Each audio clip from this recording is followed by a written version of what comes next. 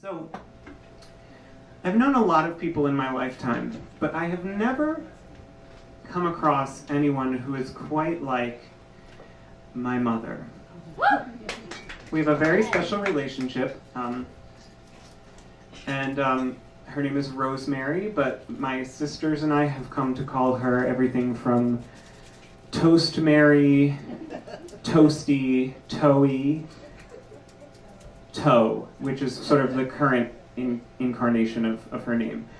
So Toe is really fun. She can be impetuous and sort of rash and sort of spontaneous. She loves to shop.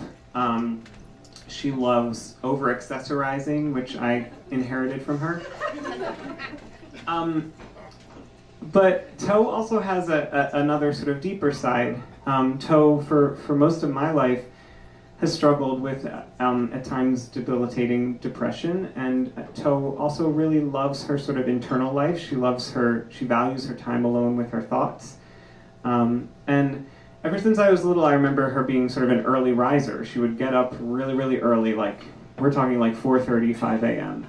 Still does. Yeah, she still does. And she would sit, with her coffee. Sometimes she would read her Bible. Sometimes she would watch TV.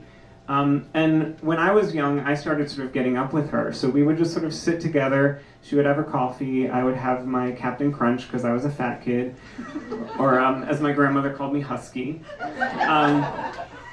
And we would just sort of spend that time together watching the news, kind of like starting our day, sort of collecting ourselves. And this is something that I still do now. I'm not one of those people who likes to roll out of bed, take a shower, and run. I like to have my time, just like Toe. It never really occurred to me when I was a kid that maybe she kind of wanted that time to herself. I just sort of hijacked it. But it was one of these mornings when I was a little more grown up, but I was still living at home, when I remember we were talking, and I was really struggling with what I wanted to do with my life. I was feeling like I was becoming sort of trapped as a musician. I was feeling like it was all I had, and I didn't know who I was aside from singing. And I was considering giving it up and trying something else. And without hesitation and sort of nonchalantly, she wasn't trying to scold me or warn me or anything. She told me the story of how she had been just a couple hours from getting her her cosmetology license when she was younger.